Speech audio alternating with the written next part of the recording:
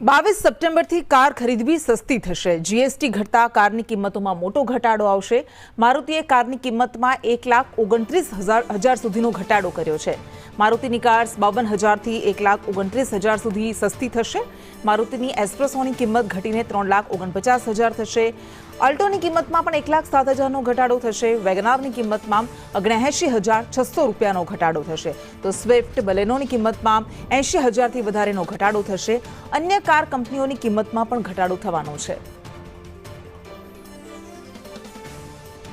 તો GST slab ઘટાડવામાં આવતા એ રદ કરવામાં આવતા હવે કાર્સની કિંમતમાં મોટા પાયે ઘટાડો થવાનો છે। કોઈ કારની કિંમતમાં 60,000થી લઈને 1.5 લાખ સુધીના ઘટાડા થવાના છે।